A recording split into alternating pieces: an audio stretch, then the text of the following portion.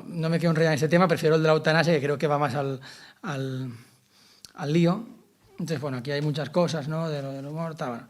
Paso, por ejemplo, al tema de la eutanasia, ¿no? De cómo construimos la campaña, ¿no? Entonces, con el tema de eutanasia es muy claro. O sea, estoy convencido de que la eutanasia es una crueldad, o sea, sé que es una cosa mala, objetivamente, siempre, en cualquier caso. Entonces, si estoy convencido de eso y estoy dispuesto a renunciar a eso, o sea, renunciar a la reputación o lo que sea por eso, entonces adelante. Porque lo que ya sabíamos cuando íbamos a lanzar la campaña de Vividores es que es de lo que nos acusarían, de ser unos crueles, insensibles, a los que les importa un pimiento la gente mayor y sus enfermedades. Entonces, yo sé que aunque me bombardean con todo eso, la eutanasia es mala y no es la solución para esas personas, y estoy dispuesto a defenderlo hasta las últimas consecuencias, venga. Entonces, bueno, pues en la CDP estaban dispuestos, lo tenían muy claro y dijeron, pues vamos con todas las armas, ¿no? Entonces, por eso hicimos la campaña. Si no hubiéramos partido de eso, no habría salido una buena campaña. Porque si ni tú te lo crees, es imposible que transmitas algo al tío que tienes enfrente. Si le pongo el mismo ejemplo, pero si ahora cualquiera de vosotros tiene que salir aquí a defender que su madre es la mejor, no va a dudar absolutamente nada. ¿No? Lo va a tener clarísimo.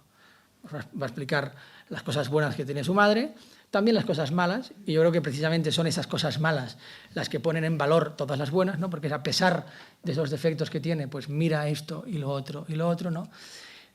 Y lo va a defender, pues en algunos momentos con vehemencia, pero en otros más tranquilo, siempre apasionado, ¿no? Porque su madre le ha traído al mundo, ¿no? y está. Ahora imaginaos lo ridículo que sería, ¿no? Que saliera aquí alguien a hablar de su madre y no estuviera convencido y titubeara. Y bueno, sí, mi madre es la mejor, pero bueno, incluso a lo mejor quizás la tuya es mejor que la mía, ¿no? Y al final casi que pediría perdón por su madre, ¿no? O sea, lo ridículo que es eso a los ojos, ¿no? De quien te escucha, ¿no? Entonces, pues con el tema de eutanasia era lo mismo. Entonces nosotros lo teníamos muy claro, estábamos convencidos de eso, ¿no? Y entonces, adelante, ¿no? Entonces, en el caso ese de infiltración, había dos ideas fuerza, digamos, que son las que han ido trabajando desde mar adentro, que es el sufrimiento de la persona, ¿no? El que está en contra de la eutanasia está obligando a la persona a sufrir, y el tema de la libertad, ¿no? ¿Quién eres tú para negarle a alguien que termine con su vida cuando quiera? ¿No? Entonces, claro, ahí tú tienes que tener muy claro y estar muy convencido, luego veremos cómo se defiende eso, pero tú tienes que estar muy convencido que no somos dueños ni del inicio ni del final de nuestra vida y muchas veces tampoco de lo que hay entre medio. ¿Vale? O sea, las cosas pasan y nosotros estamos ahí un poco viéndolas venir, ¿no? Entonces, o sea, así es como los tíos que están a favor de la eutanasia piensan, y entonces a partir de ahí nosotros tenemos que construir. Es decir, el tío tiene algo bueno en su corazón, no quiere que la gente sufra y quiere que la gente sea libre, ¿no? Y entonces ahí lo que hacemos es empezar a hablar con gente que está cerca de la muerte para ver, o sea, para conocer la realidad, porque nosotros tampoco vamos, o sea, no somos unos cínicos, no vamos a defender algo porque sí, sino porque es verdadero, ¿no? Porque para defender algo porque sí, sea lo que sea, eso, pues un curso de debate y aprender a hablar y ya está, ¿no? Y entonces empezamos a hablar con gente pues cercana a la muerte, enfermos, médicos paliativistas, gente de enfermedades que acompañan a enfermos terminales, familiares, y entonces empezamos a descubrir varias cosas, ¿no?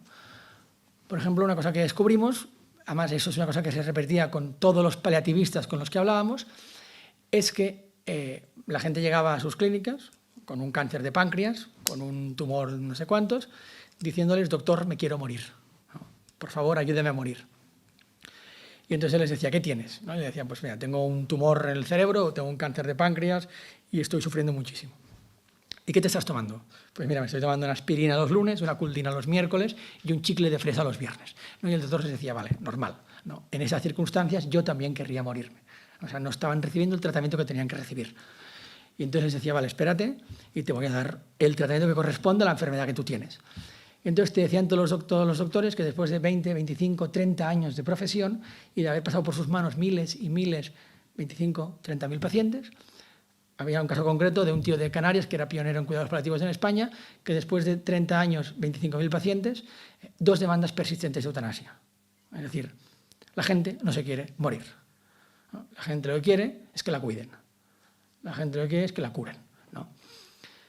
Al final es como si a un tipo lo secuestran en Irak, ¿no? Y le tienen encerrado torturándolo.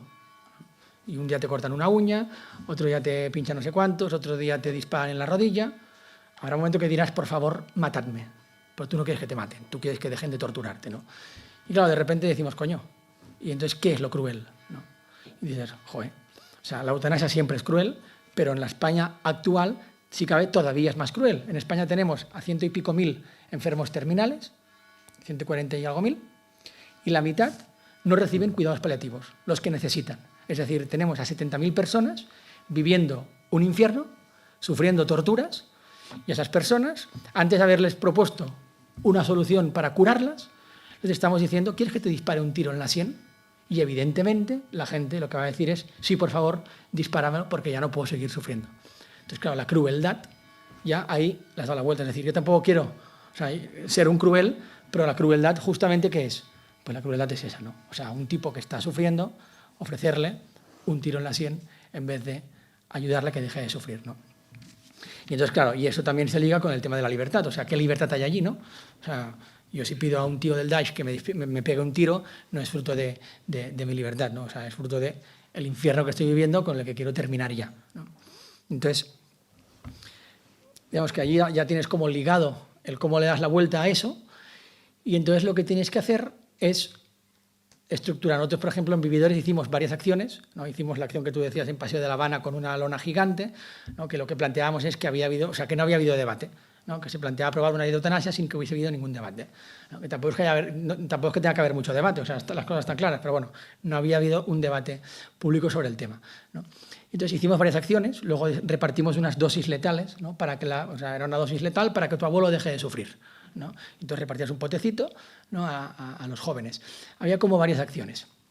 Y entonces lo que hacíamos es lo que se decía antes. O sea, cada una de esas acciones tenía máximo 3 ideas fuerza, ¿no? Por ejemplo, pues en la de la dosis letal, ¿no? Era una dosis letal que era como un pastillero que tú lo abrías y entonces lo que te ponía es tu abuelo no necesita una dosis letal, tu abuelo necesita el cariño de un nieto, ¿no? O yo qué sé, que le cuides el cariño de un nieto o algo así, que le quieran y tal. Y entonces un poco ahí la idea era, o sea, no le pidas a un médico lo que tú no harías, ¿no? O sea, como ir pensando como esas ideas, ¿no? Que acompañan a cada acción concreta, ¿no? Para no intentar como abarcarlo todo, ¿no? Y que como ideas como que tú ya has pensado que son como muy irrefutables, ¿no? Entonces, para una de esas acciones, por ejemplo, tenemos el testimonio de un ¿cómo se llama esto? El gerente de una residencia que durante la epidemia en las alrededor todos murieron. En su residencia él se confinó con todas las enfermeras. De hecho, su hijo está aquí en el seminario, en la hermandad, uno de sus hijos, está aquí al lado del seminario mayor. Y se confinaron, no murió nadie. Y él cuenta una historia que es muy impactante, que es la de una hija que llega allí a la habitación, le saca un momento fuera y dice, oye, mi padre está ya muy mal, no le podrías meter una inyección y ya así lo matas. Y entonces él le dijo, vale, hacemos una cosa, mira, yo salgo un momento, tal como está tu padre, yo creo que en 30 segundos lo has conseguido, le metes un cojín encima, aprietas fuerte, en 30 segundos dejará de respirar, yo entro, veo que está muerto, lo certifico y listos. Y ella, ¿pero qué me estás diciendo? Me estás pidiendo que mate a mi padre, ¿no? Y decía, bueno, me lo acabas de pedir tú a mí hace un momento, ¿no? Entonces, como buscar como esas ideas, ¿no? Que son como irrefutables, ¿no? Y entonces, pero tampoco lanzarlas de golpe, ¿no? Y entonces aquí, lo que es muy importante, y ya estoy acabando porque creo que tampoco tenemos demasiado tiempo más, es, que es en la última parte, en la de comunicación, siempre tener muy claro a quién vas a hablar. Por ejemplo, nosotros en Vividores teníamos muy claro que no íbamos a hablar al típico tío ideologizado que hoy levanta la bandera de la eutanasia, mañana levanta la del lobby gay y pasado levanta la del aborto libre o lo que sea. O sea, nosotros ahí nuestra intención, y teníamos muy claro que solo con que llegáramos a una persona toda la campaña había valido la pena, era llegar al tío que realmente sufre. O sea, nosotros lo hicimos pensando en el tío que realmente se está planteando algo para él, para su abuelo o para su padre, ¿no? Que no es el tío ideologizado, sino que el tío que se lo puede llegar a plantear porque está viviendo un infierno en su vida, ¿no? Entonces lo que queríamos es a ese tío decirle, no, o sea, tu vida tiene sentido, pero no te lo digo yo que soy un pipiolo, que vea todo fenomenal, sino que he buscado a gente que su vida a ojos del mundo es una mierda, ¿no? Y que te dice que su vida vale la pena, y que te dice que su vida es una vida súper llena, y que viven muy contentos. Y entonces lo que hicimos fue coger a 10 vividores. O sea, personas con hijos muertos, padres de hijos muertos, enfermedades terminales, con sufrimientos gordísimos, o sea, vidas que no es que nosotros no fuéramos capaces de vivirlas, ¿no? Sin la gracia de Dios, sino que muchas veces cuesta incluso imaginarlas, ¿no? Y entonces, claro, escuchar a esas personas y que sean esas personas que te digan, mira, sí, yo tengo esto, esto y esto, porque tampoco es pintar una vida de color rosa, sino en la vida se sufre. Y que te digan que su vida tiene sentido, eso es poderosísimo, ¿no? Entonces fue muy bonito, pues nos llegaban mensajes de, oye, por favor, dame el teléfono de Andrés Marcio, que era un testimonio que si no lo habéis visto os recomiendo que lo veáis, ponéis vividores.org y buscáis el testimonio de Andrés Marcio, que es un niño de 16 años encantador, es una pasada, una maravilla. Entonces, por favor, dame el teléfono a Andrés Marcio, porque yo estaba en un momento de mi vida crítico y escuchar su testimonio me ha hecho replanteármelo todo. Y dice, ya, pues por ese tío ya, da igual si la campaña ha costado 1 euro, ha costado 1 millón de euros, ya por ese tío la campaña ha valido la pena, ¿no? Entonces, también partíamos de una idea, ¿no?, al lanzar la campaña, y es, claro, tocaba el tema del sufrimiento. Y hablar del sufrimiento sin hablar de Dios es muy complicado, ¿no?, porque pierde todo el sentido. Pero lo que sí que podemos tener experiencia todos es que todos sufrimos y todos queremos dejar de sufrir. Y eso es compartido por todos, ¿no? Entonces, todos compartimos que en nuestra vida se sufre, nos vienen marrones y nos pasamos la vida intentando huir de esos marrones siempre sin éxito. Algunos los esquivamos, pero los otros nos dan de lleno, ¿no?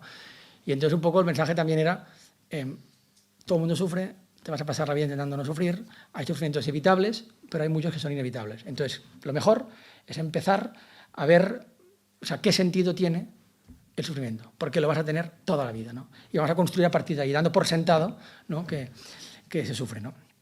Y entonces, decía antes que es muy importante saber a quién le estás hablando. Entonces, por ejemplo, voy a la televisión.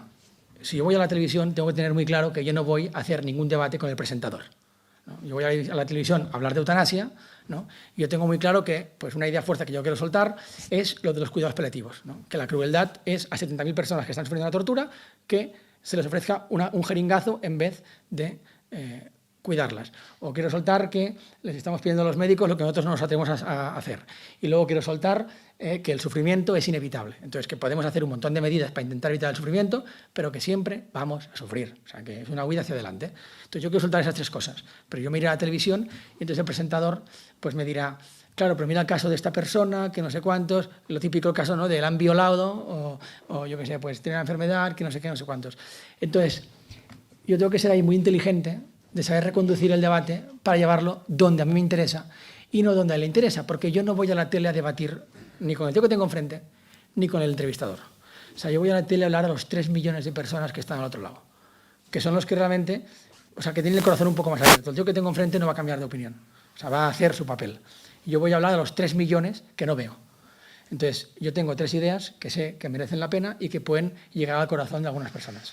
Entonces, yo tengo que ir a hablar a esas personas. Entonces, el error más común es ensarzarte, ¿no?, y empezar ya a ir por los derroteros que al tipo le interesa, empezar a caer en las excepciones y no sé cuántos y no sé qué, y al final 3 ideas muy bonitas que tenía sobre el sufrimiento, sobre no sé cuántos, sobre no sé qué, se han quedado porque el tío te ha llevado por otro lado, ¿no?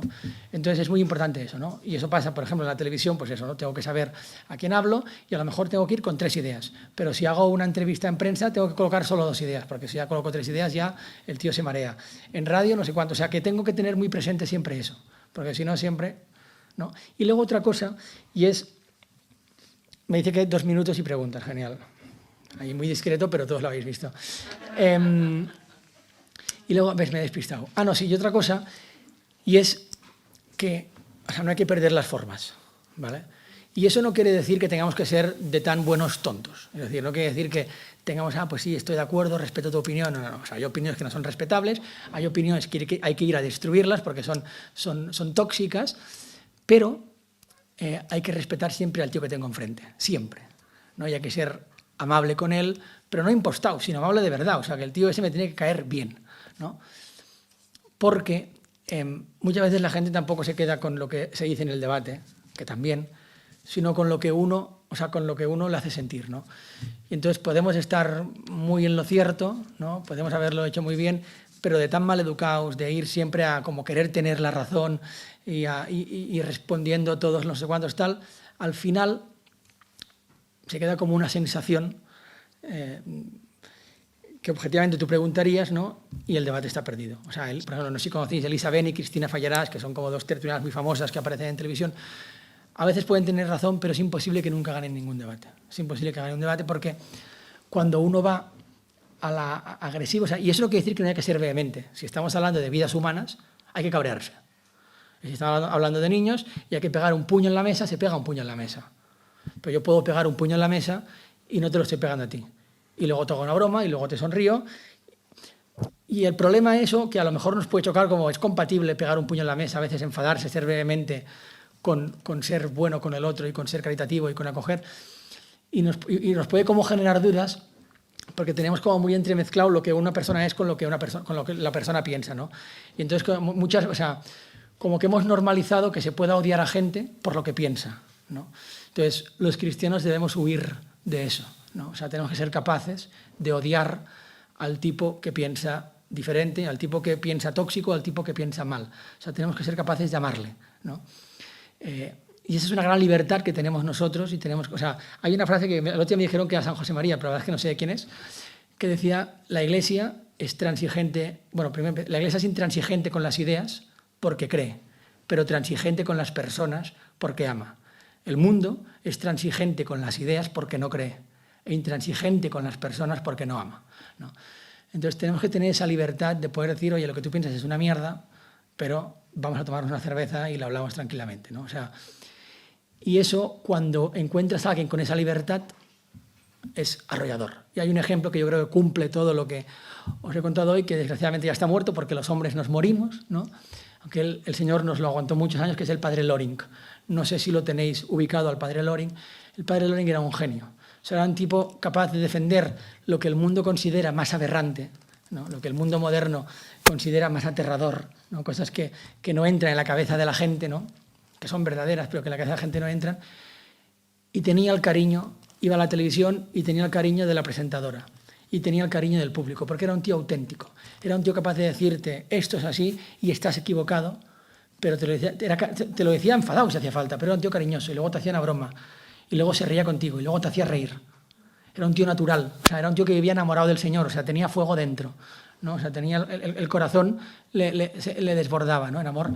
Entonces yo creo que ese es el ejemplo. Si no conocéis al padre Loring, poned en YouTube padre Loring y os empapáis de vídeos del padre Loring, porque yo creo que es el mejor ejemplo para entender eso. Y eso nos va a dar mucha libertad, porque a veces nos pensamos que hay temas de los que no podemos hablar porque se ofende a la gente.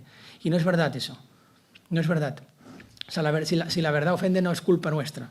O sea, es culpa del tío que está enfrente. Entonces yo tengo la obligación moral de respetar a cualquier persona, pero no de comprar cualquier opinión, y yo tengo la libertad de cagarme en la mayor parte de opiniones dominantes que ahora mismo pululan por el mundo, ¿no? Entonces eso es un tema.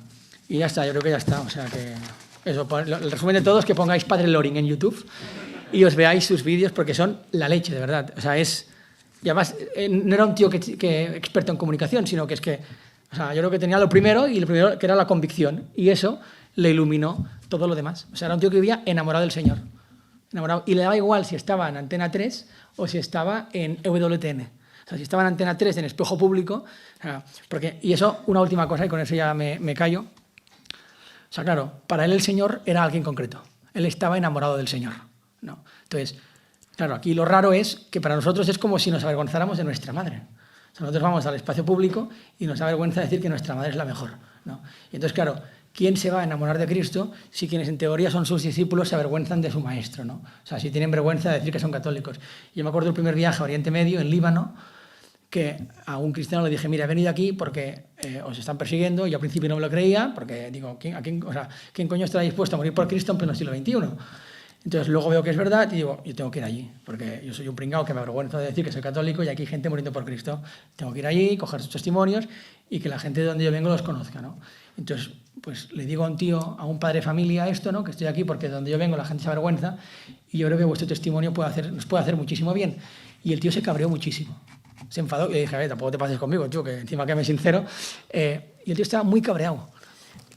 Y es lo normal. No le entraba en la cabeza que alguien pudiera avergonzarse del tesoro de la fe. O sea, no le entraba en la cabeza que alguien pudiera tener reparo en decir que el Señor ha transformado su vida, que sigue a Cristo, ¿no? y que ha recibido el inmenso don de la fe. No le entraba en la cabeza. Y eso, tenemos que pedir la gracia de que el Señor nos dé eso. O sea, esa naturalidad que tenemos de: oye, si a mí se meten con mi hermana, pues yo salgo a defender a mi hermana. Y si no se sale el tema de mi hermana, yo hablo muy bien de mi hermana. Y no me avergüenzo de mi hermana. Y no me avergüenzo de mis padres, ¿no? Entonces tenemos que pedir la gracia de conocer al Señor, o sea, de descubrir al Señor, de que no sea una cosa, una amalgama de ideas y tal, sino que sea alguien real, como mi hermana, como mis padres, alguien concreto, ¿no? Que no le puedo tocar, pero es alguien real, ¿no? Por quien merece la pena dar la vida. Porque si no, la verdad es que, o sea, esto no sirve de nada y perdemos el tiempo. O sea, también, no sé si me explico. Y ya está. Y ahora sí que ya, yo creo que queda tiempo para una pregunta y media o incluso dos.